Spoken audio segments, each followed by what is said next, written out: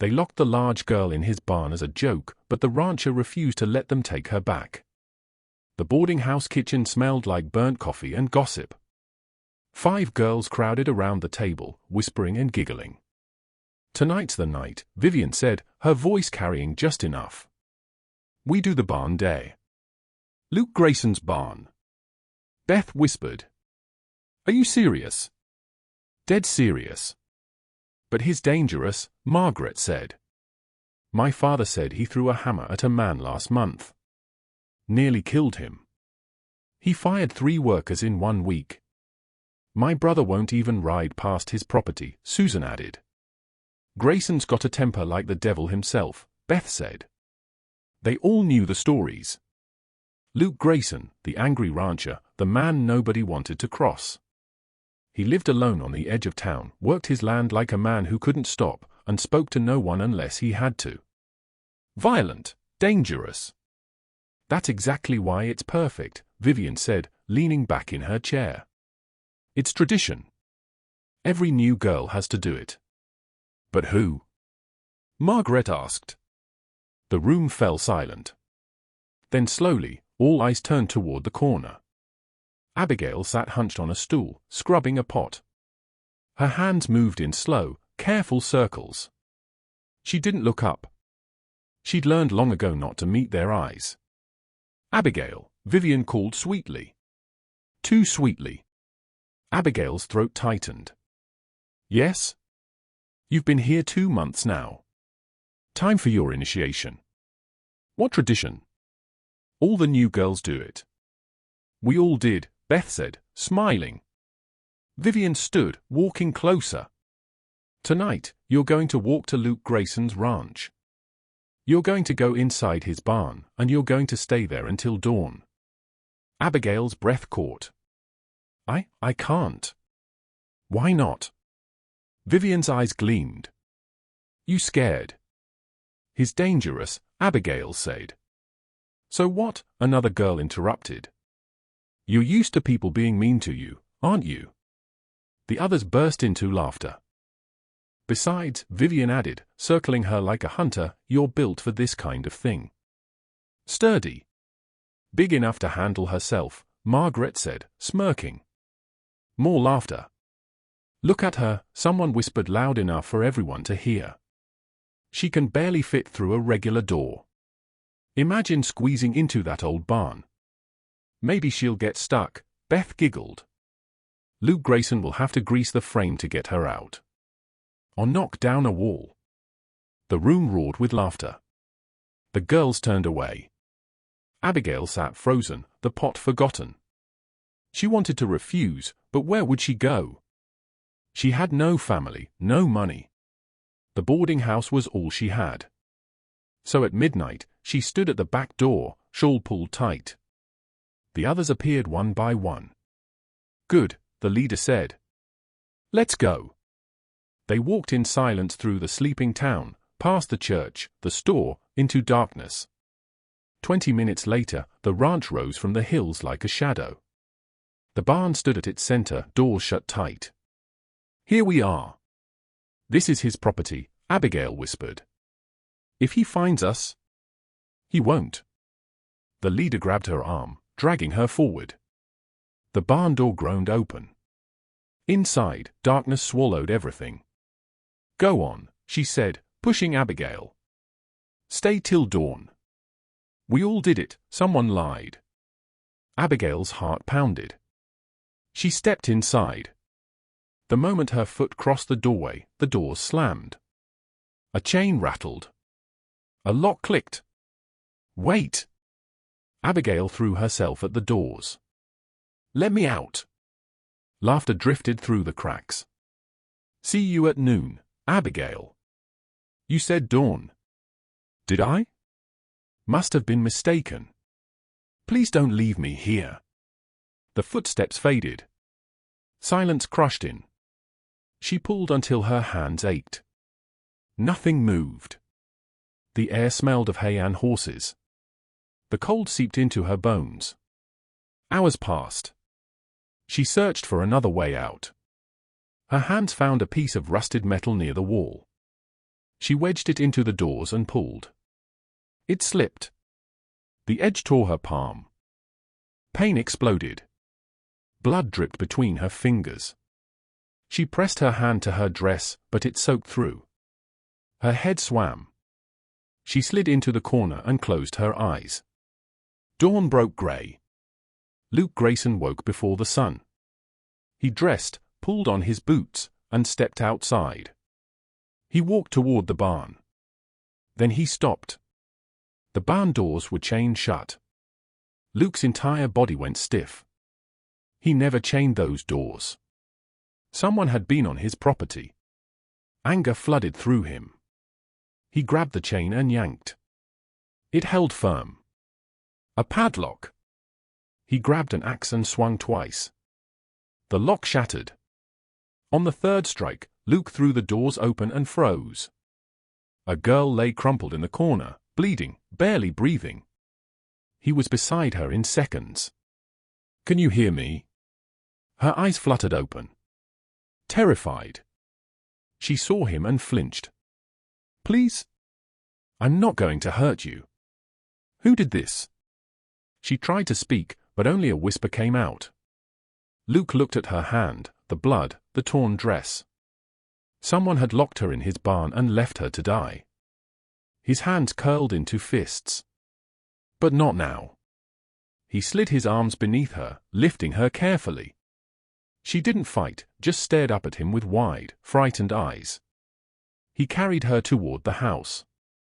Behind them, the barn doors swung in the wind, and someone, somewhere, was going to answer for this. Luke kicked the door open and carried Abigail inside. The house was small, simple, a single room with a bed in the corner, a table, 2 chairs, and a cold fireplace. He laid her on the bed as gently as he could. She didn't make a sound, just stared at the ceiling, her breathing shallow. Luke moved fast. He lit the fire until flames came alive, grabbed a basin, filled it with water, found clean cloth, whiskey, needle, and thread. He'd stitched wounds before, on himself, on horses, but never on someone who looked at him like he might kill her. He pulled a chair beside the bed. "I need to see your hand." Abigail's eyes darted to his face, then away. Slowly, she held it out. The gash ran deep across her palm, still bleeding. Dirt and rust stuck around the edges. Luke's jaw tightened. "This is going to hurt." She nodded barely. He poured water first. She gasped but didn't pull away. Then came whiskey. Her whole body went stiff. "I know," he said quietly. "Almost done." He threaded the needle and began to stitch. Her hand trembled in his, but she held still. Tears slid down her face into her hair. Yet she made no sound. When he finished, he wrapped her hand in clean cloth and tied it off. "You need to rest now." Abigail's eyes closed. Within minutes, she was asleep. Luke stood by the window, his hand still stained with her blood. Someone had done this, locked her in his barn, left her to freeze, to bleed. His fists clenched. He needed answers, but first she needed to heal. Hours passed. Abigail woke to firelight and the smell of soup. Her hand throbbed. Her body ached. Then she saw him. Luke Grayson sat at the table stirring something in a pot over the fire. Terror shot through her. The stories, the rage, the violence. She tried to sit up. Pain exploded through her hand. She gasped. Luke turned. "Don't move too fast." She froze. He crossed the room carrying a bowl. "You need to eat." Abigail pressed herself back against the wall, her heart hammering. Luke stopped. His face was unreadable, but something flickered in his eyes. He set the bowl on the small table beside the bed and stepped back. "I'm not going to hurt you." Her voice came out thin and shaking. "They said you were dangerous." "I am." His tone was flat. "But not to you." He turned back to the fire, giving her space. Abigail stared at the bowl. Steam rose from the soup. Her stomach twisted with hunger, but fear kept her still. "Eat," Luke said without turning. "Or don't, but you need your strength." She reached for the bowl with her good hand. The soup was simple, the best thing she'd tasted in days. When she finished, Luke took the bowl and refilled it without a word. This time, she drank faster. "What happened?" he asked, still facing the fire. Abigail's throat tightened. "The girls from the boarding house. They said it was tradition. A dare. They locked me in and left." Luke's shoulders went stiff. "Names. I don't want trouble. Names." His voice was cold. "Final. Vivian," she whispered. "Beth, Margaret, Susan." Luke said nothing, but the air grew heavier. A knock at the door shattered the silence. Luke's head snapped toward the sound. He crossed the room and opened it just enough to block the view inside. Two men stood on the porch, one tall and broad, the other leaner, older. "Luke," the tall one said. "Heard you had some trouble out here this morning." "No trouble." "That's not what we heard." The man tried to peer past him. "Word is you got one of the boarding house girls inside." "She was injured," Luke said evenly. "She's resting." "Injured? How?"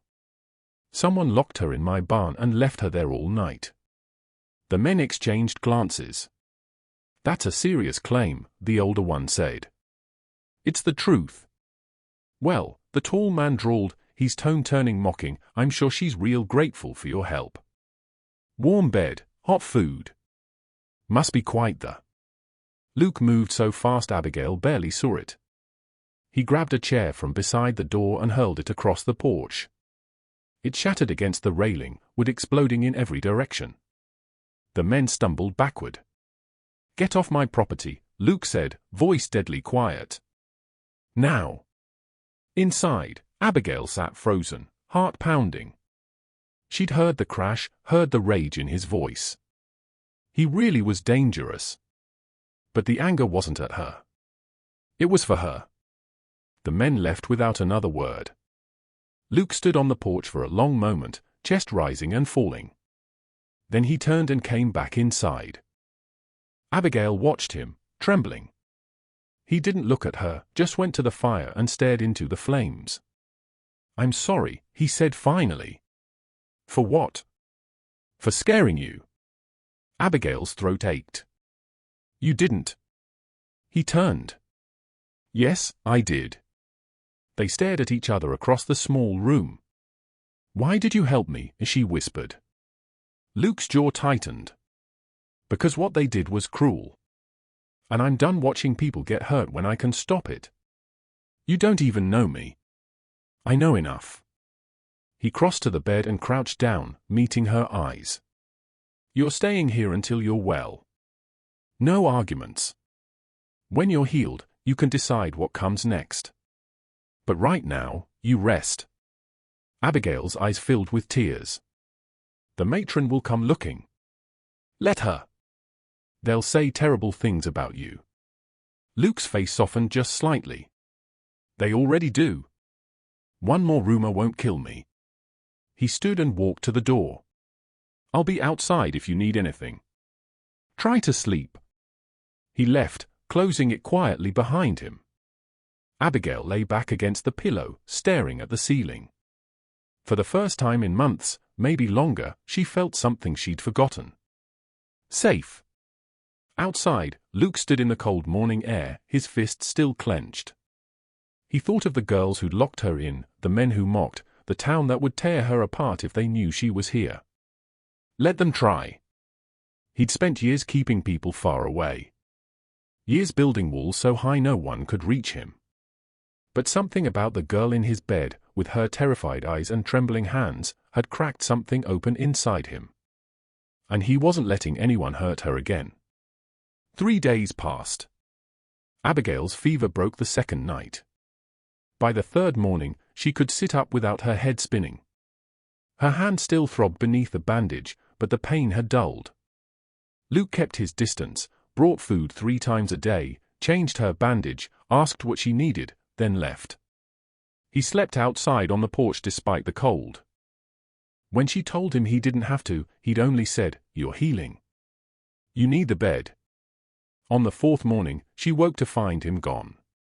The fire was lit. A plate of bread and eggs waited on the table. She ate slowly, then stood. Her legs wobbled, but they held. Through the window, she saw Luke at the fence line, hammering posts into the frozen ground. Each strike rang sharp across the ranch, steady, angry. Always angry. Never at her. Abigail found a broom near the wall. Dishes waited in the basin. A shirt needed mending. She could do small things. When Luke stepped inside an hour later, he stopped in the doorway. The dishes were washed and stacked. His shirt folded on the table, the seam neatly mended. "You should be resting," he said. "I've been resting for 3 days. You were injured." "I still am." She lifted her bandaged hand. "But I can't just lie there while you work." He hesitated, then nodded once. "Fine. Nothing heavy. Sit if you feel weak." He picked up the shirt, ran a thumb along the stitches. "Thank you," he said quietly. The first time he'd ever thanked her? That afternoon, Abigail peeled potatoes while Luke worked outside. The silence felt easy now. By evening, they sat across from each other eating stew. "Can I ask you something?" she said. Luke looked up. "Why do you live alone?" His spoon paused. "People don't like me much," he said at last. "Because of your temper. Because I don't pretend. This town likes polite lies. I don't do that." "Is that why they call you dangerous?" His eyes darkened. "That and other things." She waited. "My father had a temper," he said slowly. "The kind that left bruises, broke bones." Her breath caught. "I swore I'd never be like him. But the anger's still there every day." "You haven't hurt me," Abigail whispered. "No. And I won't." "Then you're not like him." Something in his face softened. "What about you?" he asked. "How'd you end up at that boarding house?" Abigail's hands tightened around her cup. "My parents died 2 years ago. Fever. I had nowhere else to go. No family. None that wanted me. So they sent you to strangers. The matron takes in girls with nowhere else. We work for our keep. And the others." Abigail looked down. "They've never been kind." She exhaled. "Because I'm fat." "You can say it." "They do. Every day." Luke's fists curled on the table. "They're cruel." "They're honest." "No. Cruel and honest aren't the same thing." Her eyes stung. "You're strong," Luke said. "Stronger than any of them. They locked you in a barn and left you to die. And you're still here. That takes strength they'll never have." Tears spilled before she could stop them. "I didn't mean to," he started. "No one's ever said that to me," she whispered. He hesitated, then reached across the table, his rough hand covering hers. "You are." The next morning, hoofbeats broke the silence. Abigail sat up. Luke was already at the window, tense. "Who is it?" "The boarding house girls." Her stomach dropped. "Stay inside," Luke said, and stepped out, closing the door. Abigail crept to the window. For girls waited by the fence. Vivian in front. Beth and Margaret behind. "Mr. Grayson," Vivian called, sweet as syrup. "We've come to apologize." "Apologize?" Luke's voice was ice. "For the misunderstanding with Abigail." "Misunderstanding?" "We didn't mean for her to get hurt," Beth added. "It was just a joke. You locked her in my barn and left her to freeze." "The lock must have stuck," Vivian said smoothly. "We came back, but you'd already found her." Inside, Abigail trembled. But she cut her hand trying to escape, Luke said. Margaret shrugged. She's always been clumsy. Get off my property. Vivian's smile tightened. Abigail needs to come back with us. She's not going anywhere. She doesn't belong here. She belongs wherever she chooses. And you? Vivian's tone sharpened. What will people say when they hear you've been keeping her here alone? Are you threatening me? I'm protecting your reputation. People talk. The door opened. Abigail stepped onto the porch. All eyes turned. Abigail, Vivian said brightly. Thank goodness you're all right. No, you're not. Abigail said. Of course we are. You locked me in that barn. You left me there. Said you'd come back at dawn, but you didn't. Beth's voice rose. That's not what happened. Yes, it is. I cut my hand trying to escape because you locked me in and left me to die.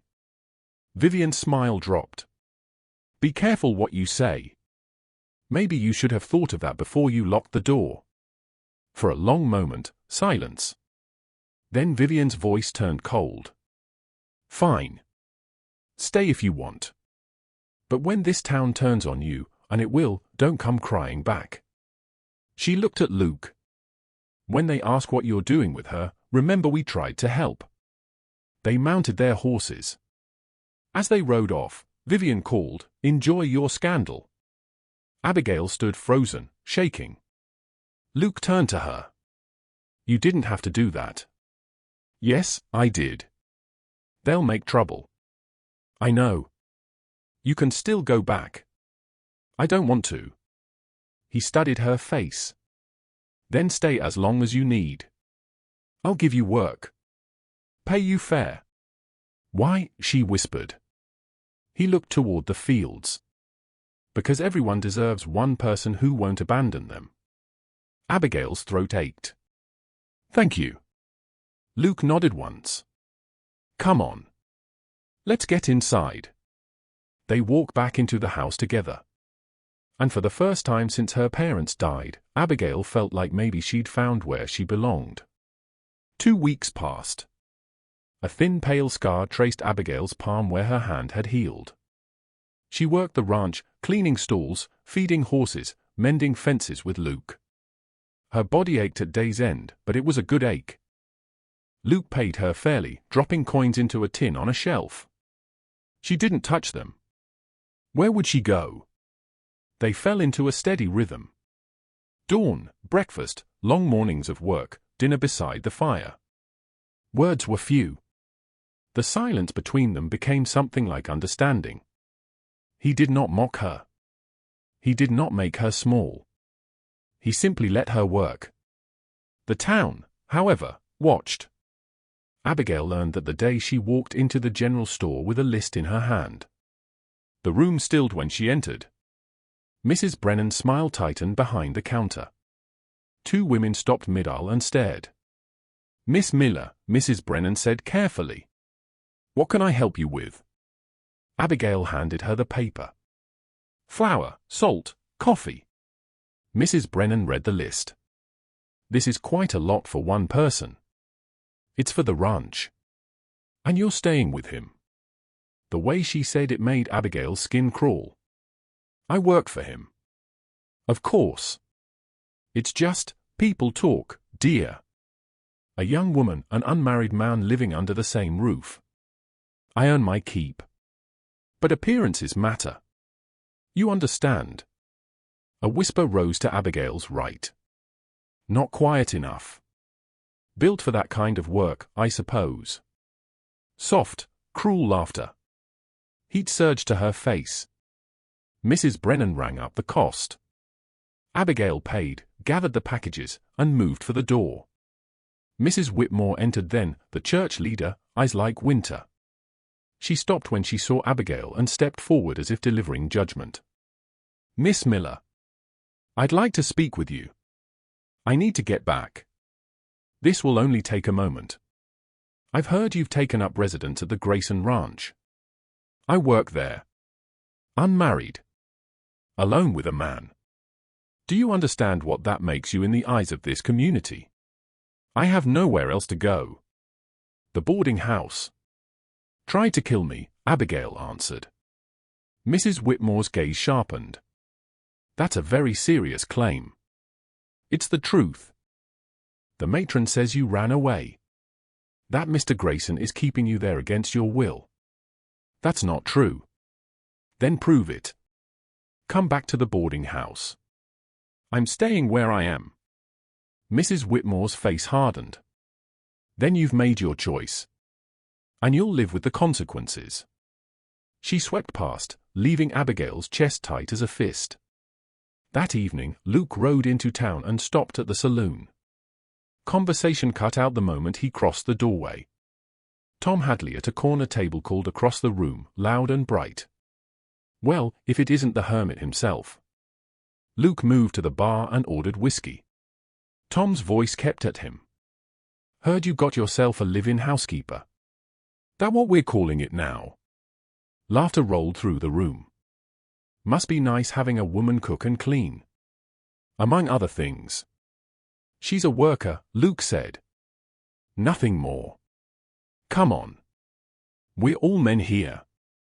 Is she grateful for all your hospitality? The last words had teeth. The glass in Luke's hand shattered. He turned slowly, then crossed the room.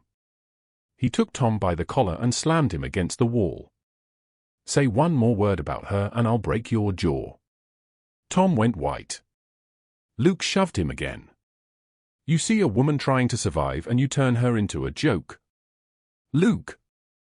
Sheriff Clayton's voice cut through. Let him go. Luke released Tom. The sheriff stepped between them. Outside. Now. On the street in the dust and lamplight, Sheriff Clayton spoke plainly. What the hell was that? He disrespected her. The whole town is talking. The matron's threatening the territorial judge. Let her, Luke said. She's claiming you're keeping the girl against her will. That's a lie. I know. But it doesn't matter. The sheriff's shoulders tightened. You've got two choices. Send the girl back or marry her.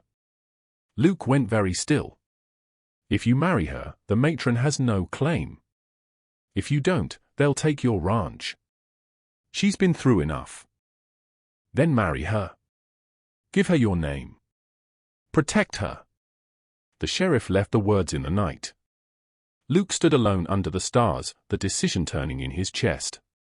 He'd never wanted marriage, never wanted someone close enough to see the raw, sharp places inside him. But Abigail had already seen them, and she had not run. He rode home late. Past midnight, he pushed open the kitchen door. Abigail sat by the low fire, stitching his shirt, the needle catching and releasing in the glow. You're back. Luke stood with his hat in his hands. The sheriff talked to me. Her hand stilled. About what? The matron's threatening legal action. Says I'm keeping you here against your will. That's not true. I know.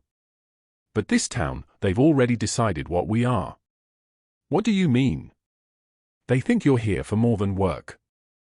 Her face burned. Silence grew between them like frost. The sheriff says there are two ways to end this, Luke said. I send you back or I marry you. The words hung. You don't have to do that. I know. But if I don't, they'll take you. They'll take the ranch. I won't let you lose everything because of me.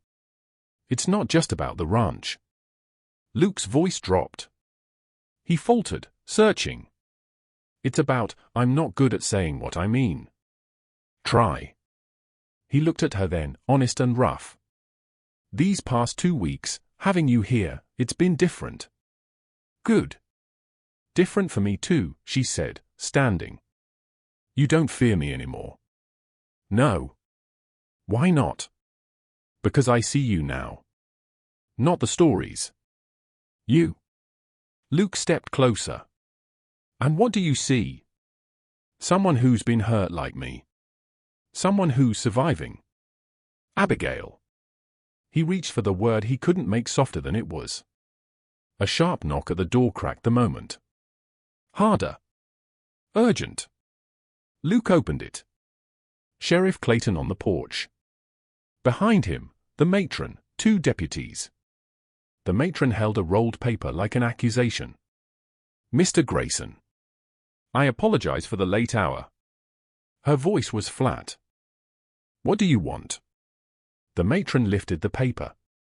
I have a writ from the territorial judge. You are hereby ordered to return Miss Abigail Miller to the custody of the boarding house immediately. She's not going anywhere. Then you'll be arrested and your ranch will be seized. Abigail stepped forward. No. Abigail, Luke began. I won't let them take your ranch. I'll go back. No. I have to. Her voice trembled but was steady. A wise decision, the matron sneered. Come, girl. Abigail turned to Luke. His face was a mask of barely contained rage. She breathed small and broken. I'm sorry. Then she walked toward the door. Luke's hand shot out and caught her wrist. The night held its breath. Wait. His voice was low. Everyone looked at him. His eyes met hers, soft and dangerous. Trust me, he said quietly. One more time. Luke didn't let go of Abigail's wrist. He turned to the matron, the sheriff, and the deputies. His voice was calm but firm. You want her back. The law demands it, the matron said. And if she's not under your control anymore? The matron's eyes narrowed. What are you suggesting? Luke looked at Abigail, his grip softened. I'm suggesting you lose your legal claim. How exactly? Marry me. The words dropped like a strike of thunder. Not a question, but a lifeline. Abigail's breath caught. This is ridiculous, the matron snapped. You can't just. I can. Luke faced her squarely. If she's my wife, she's no longer your ward. She's under my protection. This is force. I'm not forcing anyone. His tone was steel. Sheriff, am I forcing her? Sheriff Clayton stepped forward. Miss Miller, is he making you do anything against your will? All eyes turned to her. Abigail looked at Luke, the man who'd found her bleeding in that barn, who defended her, given her work, given her dignity. Her voice was steady. No. Then the choice is yours, the sheriff said quietly. Abigail faced Luke fully now, his hand still holding hers. You don't have to do this, she whispered. I know. They'll still talk. Let them. Luke's voice was firm. I'm not what men choose. You think I care what men would choose? He cut her off. You're the strongest person I've ever met. You survived what they did to you. You work harder than anyone I know. And when you look at me, you don't see a monster. Tears filled her eyes. I see someone worth knowing. Luke's hand slid down to hold hers. Then know this, he said softly. I'm not asking to save the ranch. I'm asking because somewhere between finding you and tonight, I stopped imagining this place without you. Her heart broke and mended all at once. Yes, she whispered. Luke blinked. Yes? Yes. I'll marry you. The matron exploded. This is illegal. I'll report. Report it to whoever you want, Sheriff Clayton interrupted. I'm authorized to perform marriages in emergencies. And this qualifies. He looked at them. If you're both sure. I'm sure, Luke said. So am I, Abigail answered. The sheriff nodded. Then let's make it official. The ceremony was short, serious, and binding. They stood on the porch beneath the cold stars, hands joined. Do you, Luke Grayson, take this woman as your lawfully wedded wife? I do. Do you, Abigail Miller, take this man as your lawfully wedded husband? I do. Then, by the power given to me by this territory, I pronounce you husband and wife. The matron's face burned red. This isn't over. Luke's arm went around Abigail's shoulders. Yes, it is. My wife is under my protection now.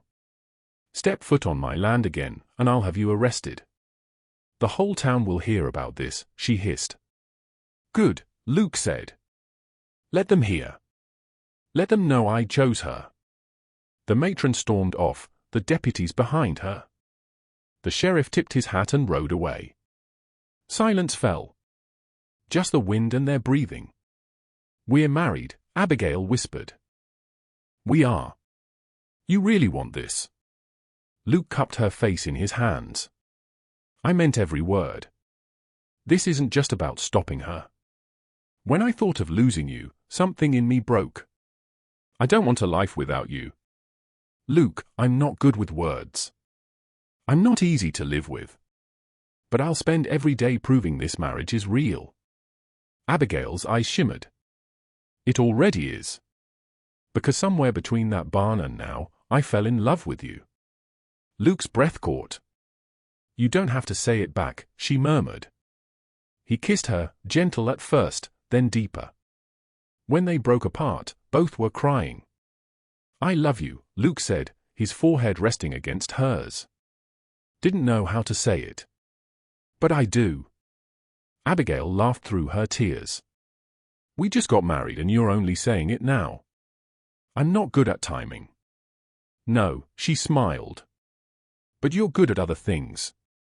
Like what? Like saving stubborn women from barns. Just one, he said. And she saved me right back. They stood together on the porch, wrapped in each other. 6 months later, Abigail entered the general store, a basket on her arm. Mrs. Grayson, Mrs. Brennan greeted warmly. Good morning. Abigail gathered her flour, sugar, and coffee. Women nodded as she passed. Some even smiled. At the counter, Mrs. Whitmore approached. Abigail tensed, but Mrs. Whitmore's eyes were softer now.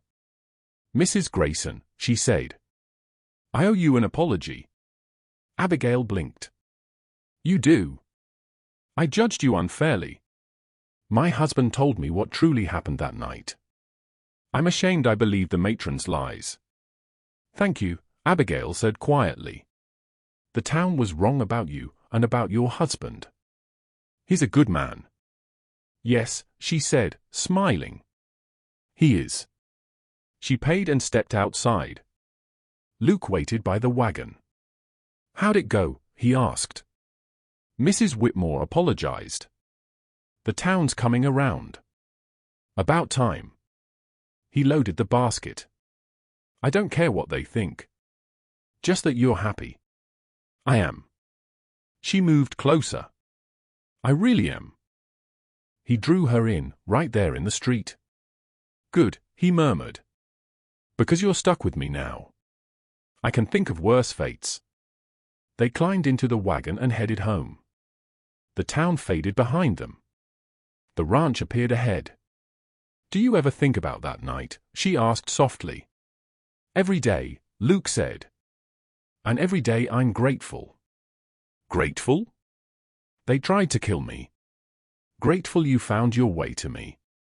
Abigail smiled, leaning on his shoulder. They meant it as a joke, and it became the best thing that ever happened to me. The ranch came into view, fences strong, barn bright, horses calm. Luke stopped the wagon. He helped her down, his hands lingering on her waist.